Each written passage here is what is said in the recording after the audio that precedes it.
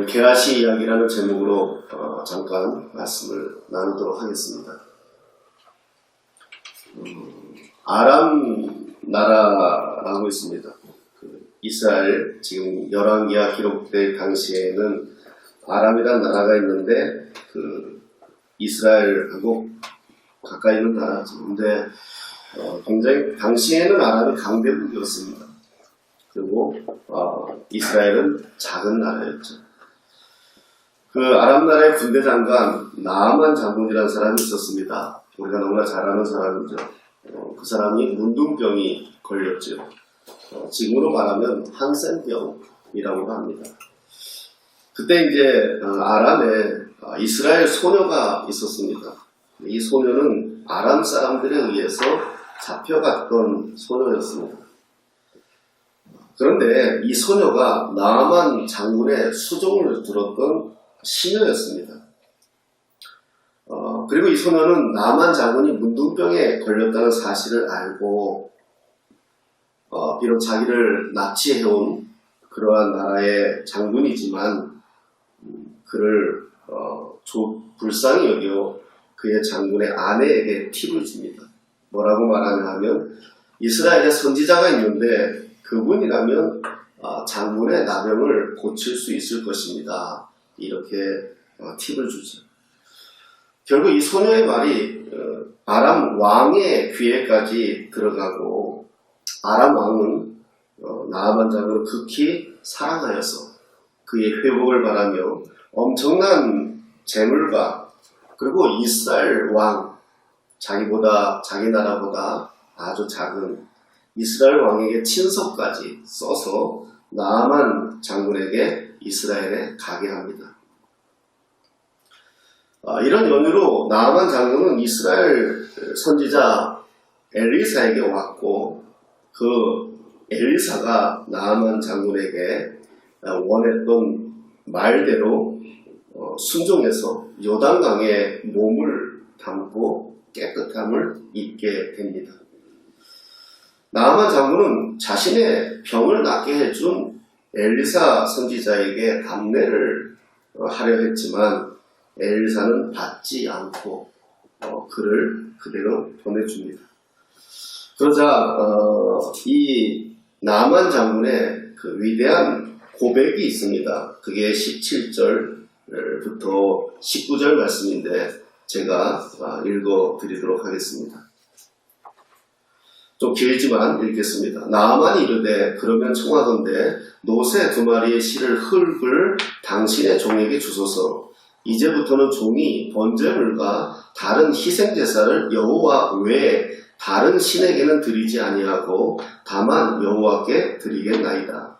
오직 한 가지 일이 있사오니 여호와께서 당신의 종을 용서하시기를 원하나이다. 곧 내 주인께서 림몬의 신당에 들어가 거기서 경배하며 그가 내 손을 의지하시매 내가 림몬의 신당에서 몸을 굽히오니 내가 림몬의 신당에서 몸을 굽힐 때에 여호와께서 이 일에 대하여 당신의 종을 용서하시기를 원하나이다 하니 엘리사가 이르되 너는 평안히 가라 하니라. 그가 엘리사를 떠나 조금 가니라. 아멘.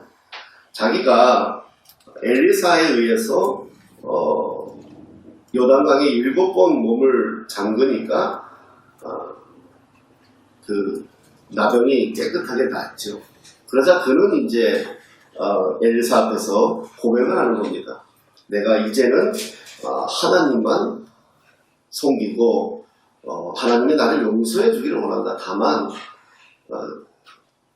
내 주라고 표현하죠. 다만 내 주인이 아람 왕인데 아람은 그 당시에 림몬이라는 신을 섬겼기 때문에 그 신당에 들어가서 림몬 신을 섬길 때 내가 고개를 숙여도 그것을 하나님이 용서해 주기를 원한다.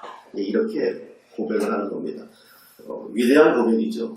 한 사람이 병이 나은 것만이 아니라 그 병을 고쳐준 하나님을 인식하고 그 하나님에게 자신의 신앙을 고백하는 내용이 이 내용에 굉장히 의미가 있습니다. 자, 이제 여기서 내용이 끝나면 은혜롭죠. 이게 끝나야 됩니다, 사실은. 그런데 여기서 이제 문제가 발생합니다. 엘리사에게는 사환이 있었습니다. 즉 종이 하나 있었는데 오늘 말씀의 제목으로 나오는 게하시라는 사람입니다. 자, 이제 게하시가 어떻게 합니까? 나아만 장군이 자신의 병을 낫게 해주었다고 굉장한 많은 금은보화를 가지고 왔습니다. 그리고 방례를 하려 하는데 엘리사가 그것을 거절하죠. 그래서 어떻게 합니까? 아람으로 돌아가는 나아만 장군을 쫓아갑니다. 자기 주인에게는 거짓말을 하고 쫓아가죠. 그리고 나아만 장군에게 거짓말을 합니다. 우리 주인이 나를 보내시면서 말씀했는데 우리 주인에게 선지생도 둘이 찾아왔는데 이들을 입히려 하니까 은 1달란트와 옷 2벌을 좀 주십시오. 그러자 나아만 장군은 기분이 좋지요.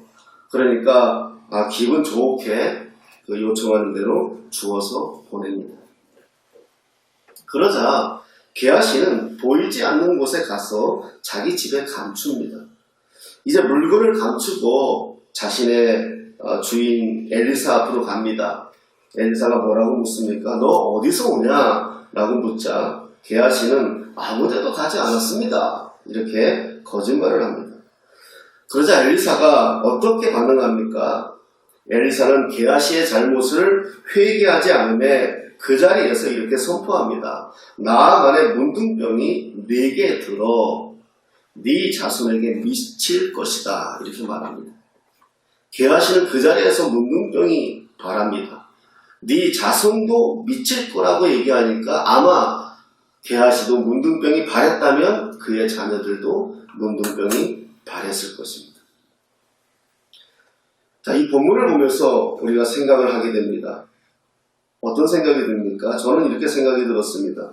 이방인인 나아만 장군은 오히려 하나님의 사람 앞에 나아가면서 자기 몸이 나을 거라는 믿음으로 문둥병이 나았는데, 그리고 그는 이제 하나님만 섬기겠다고 고백하며 영혼의 구원까지 얻었는데, 오히려 하나님의 백성으로서 하나님의 위대한 선지자를 섬기며 살아온 게하시가 그 물질의 유혹에 눈이 어두워 그 탐욕에 자신의 영혼을 팔아 결국 오히려 나아만 장군의 문둥병이 자기에게로 되돌려지는 장면을 오늘 본문에서 보게 되는 것입니다. 여기서 우리가 하나 생각해야 합니다. 저와 여러분이 받은 구원은 위대한 구원입니다. 사단은 창세기에서 아담과 하와를 유혹한 것처럼 보암직도 하고 먹음직도 하고 탐스럽게 우리들의 말초신경을 자극하면서까지 우리를 오늘도 유혹을 합니다. 사단이 아무리 광명한 천사와 같이 우리에게 접근해 온다 할지라도 사단은 사단이고 결국 그는 지옥으로 우리를 인도하는 존재일 뿐입니다. 성경은 말씀합니다. 좁은 길이라도 누가 알아주지 않아도 비록 견딜 수 없는 슬픔과 아픔이 있어도 이 길과 진리와 생명이 되시는 예수 그리스도의 길이기 때문에 우리는 포기할 수 없다는 것입니다. 사단은 심지어 금식하시며 기도하시는 예수님께도 도전을 합니다. 그리고 유혹을 합니다. 예수님이 어떻게 하셨습니까? 하나님의 말씀으로 이겼습니다. 돌덩어리로 떡을 만들어 보라는 유혹의 신명기 8장 3절의 말씀으로 사람이 떡으로만 살 것이 아니요 하나님의 입으로 나오는 모든 말씀으로 살 것이다 라는 말씀으로 이기십니다. 또 거룩한 성에 올라가서 내려다보며 뛰어내리라 그러면 천사들이 받아줄 거 아니겠느냐 라는 도전의 신명기 6장 16절의 말씀인 주 너의 하나님을 시험치 말라 이렇게 말씀하며 물리치십니다. 사단은 또 어떻게 합니까? 내게 경배하라 그리하면 이 세상의 모든 것을 주겠다고 말할 때에 예수님께서는 신명기 6장 13절의 말씀을 가지고 주 너의 하나님께 경배하고 다만 그를 섬기리라 라는 말씀으로 사단을 물리칩니다. 우리가 하나님의 말씀을 듣는 이유는, 우리가 하나님의 말씀을 접하는 이유는 이 말씀이 오늘 나에게 실제가 되어서 내 삶에서 게하시와 같은 실수를 범하지 않도록 우리는 살아야 하기 때문에 하나님의 말씀을 대하는 것입니다. 저는 게하시가 이후에 어떻게 되어졌는지 궁금해졌습니다. 지금도 문둥병은 한센병이라 하여 천형이라고까지 말하는데 당시의 문둥병은 지금보다 더 어려운 상황이었을 것입니다. 그 병에 걸리면 치료법이 없었을 것이고 모든 가족에게도 냉대를 당했을 것입니다. 그래서 게하시의 이후의 삶이 궁금해졌습니다. 가족들에게 어떤 대접을 받았을까? 분명 엘리사는 그 가족에게도 그 원인을 돌리겠다고 선포했는데 어떻게 되어졌을까 궁금해졌습니다. 그러면서 이런 생각이 들었습니다. 지금 내가 이 시대가 아니라 엘리사의 시대에 살았더라면 아마 저는 문둥병이 들어도 몇 번은 들었을 것이다 라는 생각을 했습니다. 우리가 얼마나 위선적인 것이 많습니까? 우리 안에 얼마나 더럽고 추하고 악한 것이 많이 있습니까? 겉으로는 아닌 척하지만 우리 중심을 보시는 하나님 앞에 우리가 무엇을 숨길 수 있겠습니까? 이렇게 생각하면 이렇게 살아가는 이 모든 것이 은혜이지 않을까? 우리는 사랑을 말합니다. 그리고 우리는 항상 사랑을 고백합니다. 하지만 항상 우리의 사랑은 때문에 라는 사랑입니다. 네가 나한테 이만큼 해주었기 때문에 나도 너한테 이만큼 한다는 것입니다.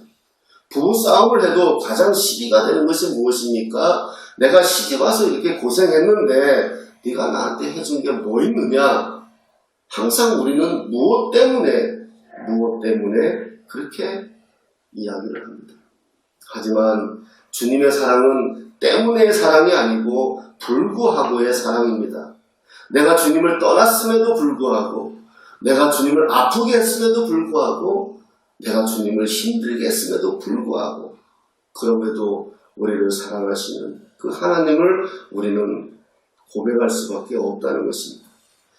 게하시가 궁금해서 5장 이하를 쭉 살펴보며 읽어보았고 낱낱이 살폈는데 게하시란 이름이 등장하지 않습니다. 더 궁금해졌습니다. 그러다가 8장에 가서 눈이 확 뜨여졌습니다.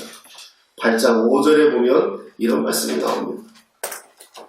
게하시가 곧 엘리사가 죽은 자를 다시 살린 일을 왕에게 이야기할 때에 그 다시 살린 아이의 어머니가 자기 집과 전투를 위하여 왕에게 호소하는지라. 게하시가 이르되 내 주 왕이요 이는 그 여인이요 저는 그의 아들이니 곧 엘리사가 다시 살린 자니이다 하니라. 아멘. 게하시라는 이름이 다시 등장을 합니다. 문둥병이 된 게하시가 어떻게 이렇게 되었을까? 시선이 고정이 됩니다.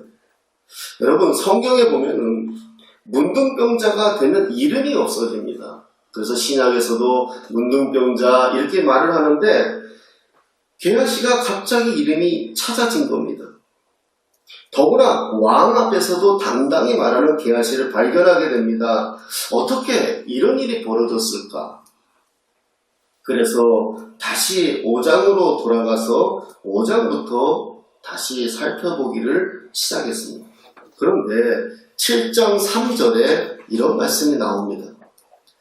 성문 어귀에 나병 환자 4사람이 있더니 그 친구에게 서로 말하되 우리가 어찌하여 여기 앉아서 죽기를 기다리랴 라는 말씀이 나옵니다. 이 내용을 보면서 확 생각이 달라졌습니다. 6장 7장의 내용은 이런 말입니다. 하나님의 백성들이 하나님 앞에서 회개하지 아니하고 목이 곧은 백성으로 살아갑니다. 이방 장군인 나아만은 오히려 하나님의 사람에게 찾아와서 자기의 병을 고치고 나병을 고치고 그리고 나는 이제 하나님을 섬기겠다고 고백하는데 오히려 이스라엘 사람들은 하나님을 떠납니다. 하나님께서는 이것을 가만두지 아니하시고 아람 왕으로 하여금 이스라엘을 징계합니다. 그래서 이스라엘을 공격하고 이스라엘의 사마리아 성을 포위합니다. 오랫동안 성을 포위하자 사마리아 성 안에 있는 이스라엘 백성들이 먹을 게 없습니다. 성경에 기록하기는 심지어 오늘은 네 자식을 잡아먹고 내일은 내 자식을 잡아먹자, 이런 말씀이 성경에 나옵니다. 그 정도로 오랫동안 사마리아 성을 포위하고 있으니까 먹을 것이 없는 상태에서 그 지경까지 됐다는 것을 우리가 알 수가 있습니다. 그때 성문 어귀에 이 문둥병자 4명이 있었다는 겁니다.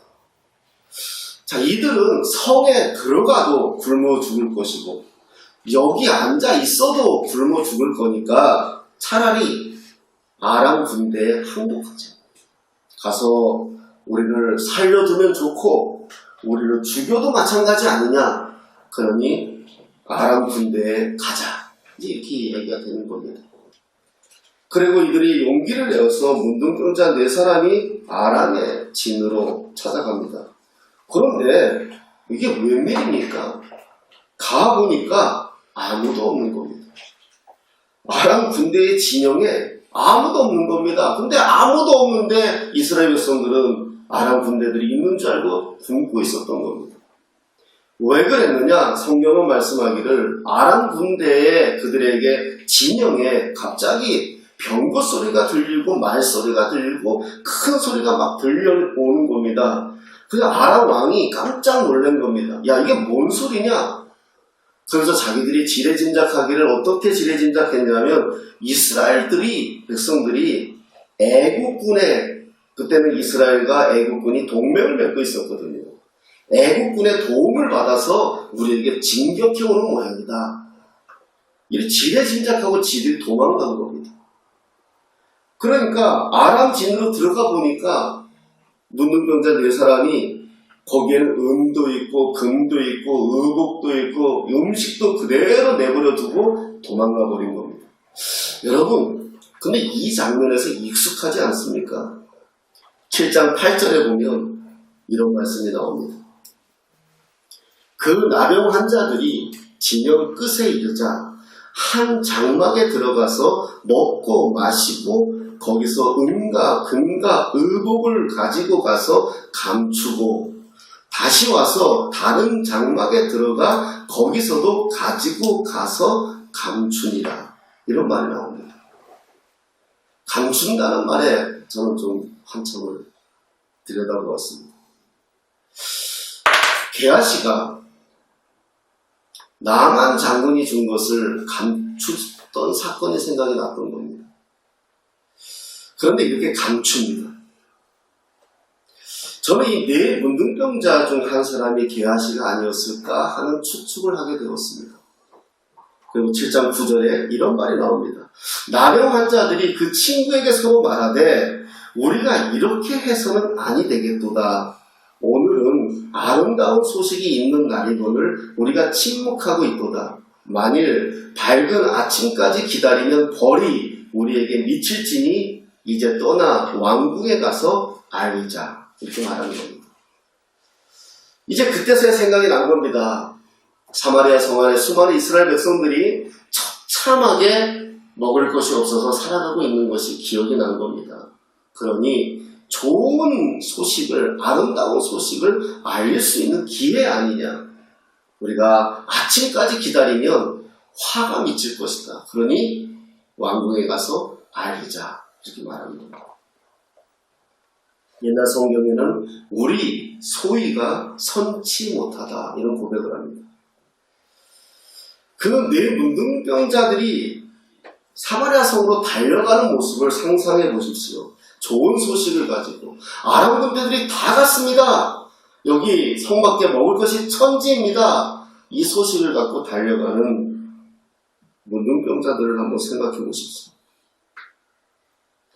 그 생각의 결과가 게하시가 이제 왕 옆에서 책사의 노릇을 할 수 있는 비결이 여기 있다. 그 달려갈 때에 나는 성경에서 유추해 보면서 생각하는 것이 문둥병에서 회복되어지는 게하시를 보게 됩니다.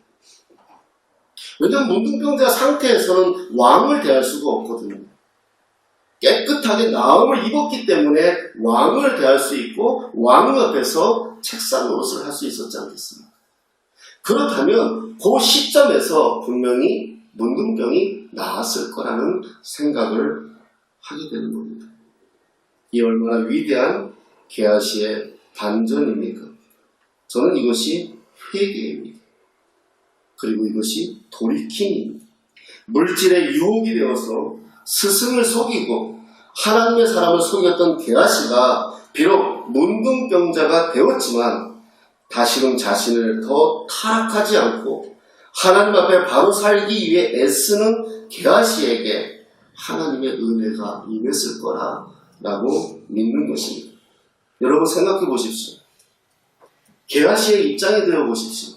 그래요, 비록 거짓말을 해서 내가 물질에 탐욕이 생겨서 내가 숨겼지만 그것이 문둥병자까지 되어져야 될 병입니까? 죄입니까? 그런 생각 들지 않습니까?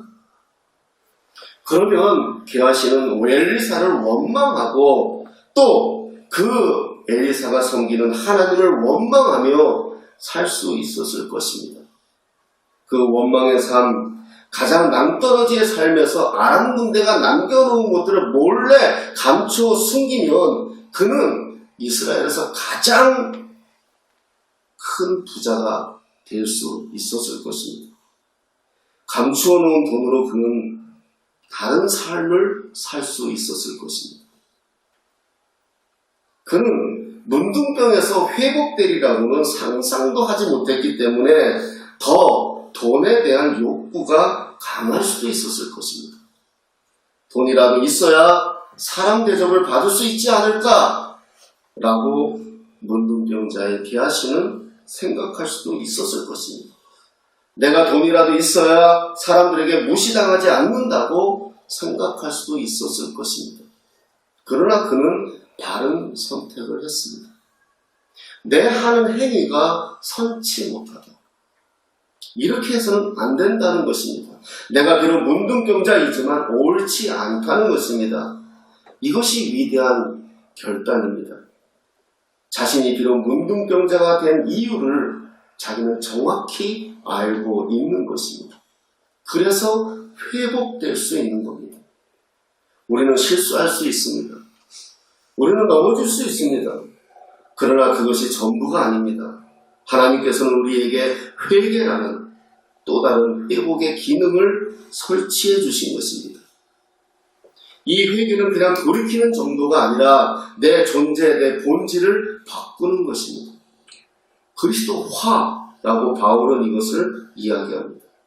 여러분, 이 시대에 영적 문둥병과 같은 병에 걸린 사람들이 얼마나 많이 있는지 모릅니다. 주님 앞으로 다시 우리는 나갈 수밖에 없는 것입니다. 게하시의 문둥병도 고치셨다면 저와 여러분은 그리스도 안에서 능치 못함이 없다는 사실을 우리는 고백해야 되는 것입니다. 이 세상은 영적 문둥병에 걸려 있습니다. 거짓이 판을 치고 돈 앞에서 무너지는 그리스도인들이 얼마나 많은지 모릅니다. 세상이 주는 유혹에 무너지는 그리스도인들이 얼마나 많이 있는지 모릅니다. 자신이 영적으로 문둥병에 걸려있다는 사실조차 모르면서 살아가는 존재들이 얼마나 많이 있는지 모릅니다. 자기의 몸이 무너지고 문드러지고 있다는 사실조차 모르면서 우리는 깨끗한 척하며 사는 그리스도인들이 얼마나 많이 있는지 모릅니다. 오늘은 종려 주일입니다. 2000년 전에 이스라엘 사람들은 자기들을 구원할 왕으로 오신 예수님을 믿었고 어린 나귀를 타고 들어오시는 예수님을 바라보며 호산나하며 찬양하며 맞이합니다. 그런데요, 이들이 얼마 안가 배신합니다. 돌을 들어 예수님을 향해 던집니다. 그리고 십자가에 매달으라고 그들은 외칩니다. 왜 그렇습니까? 자기들의 욕구를 채워주지 못한다라고 판단했기 때문입니다. 여러분, 이게 우리들의 모습은 아닌가 하는 것입니다. 오늘 게하시처럼 하나님의 것을 우리는 훔치고 배신하고 돌아서는 종의 모습은 아닌가 하는 것입니다. 우리 이 땅에 우리 교회들이 하나님의 이름을 팔아먹고 하나님을 능멸하고 하나님을 아프게 하고 어제는 주라고 고백했다가 오늘은 돌멩이를 집어던지는 그러한 이스라엘 백성들의 모습이 우리가 아닌가 하는 것입니다. 우리가 정말 예수를 주라고 고백하면 그와 더불어 먹고 그와 더불어 살겠다라고 작정하는 사람들입니다. 우리는 다시 이 종료주일에 이제 일주일간의 고난주간을 거치면서 다시 부활해야 합니다. 한국교회도 부활해야 되고 이 땅의 모든 교회가 부활해야 됩니다. 그런데 부활은 죽어야 하는 겁니다. 예수 그리스도 안에서 죽어야 부활할 수 있는데 우리는 죽으려 하지 않습니다. 여전히 내가 살아있고 여전히 우리의 욕심이 살아있고 여전히 우리의 욕망이 살아있는 우리들의 연약한 모습을 고백할 수밖에 없습니다. 2020년도 다시 돌아올 수 없는 이때에 이 종료주일과 고난주간을 거치시면서 다시 나의 자아와 우리 가정과 이 땅의 교회들과 이 나라와 이 민족을 고쳐달라고 기도할 수 있는 우리가 되었으면 좋겠습니다. 코로나보다 더한 것들이 창궐할 것입니다. 여러분, 이 땅의 모든 바이러스는 다 인간의 욕심에 의해서 생긴 거 아닙니까?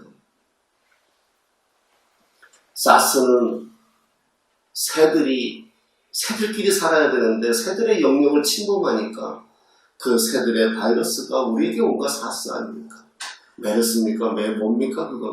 그거는 낙타가 인간하고 안 살아도 되는데 인간의 욕심으로 낙타이고 바이러스 아닙니까? 이제는 코로나는 박쥐가 살아도 같이 안 살아도 되는데 박쥐가 살아야 될 공간을 영역을 인간이 넓히고 거기서 살아내니까 박쥐의 바이러스가 인간에게 침투한 거 아닙니까? 그렇다면 앞으로는 또 다른 어떤 짐승들의 어떤 동물들의 바이러스가 우리 인간들에게 도전하겠습니까? 다 인간의 욕심에 의해서 인간들의 이기심에 의해서 생겨진 것들을 되받고 있다는 사실을 고백하면서 하나님의 창조 질서 안에 있는 우리가 창조의 영역을 벗어나는 순간 우리는 바이러스 하나에도 죽어질 수밖에 없는 연약한 존재라는 사실을 다시 고백할 수밖에 없다는 것입니다. 한 주간 고난주간을 거치면서 겸손한 마음으로 정말 아무것도 아닌 자라는 고백으로 주님 앞에 나아가시면서 그분과 더불어 먹고 그분과 더불어 마시며 그분으로 통해서 내려오는 그 살아있는 생수를 마시며 그분과 함께 살아내시는 저와 여러분 되시기를 다시 우리에게 영적 문둥병과 같은 우리들의 어떤 잘못된 것들이 있다면 다시 주님 앞에 회복이 되어지는 한 주간 되시면서 승리하시기를 예수님의 이름으로 축원합니다.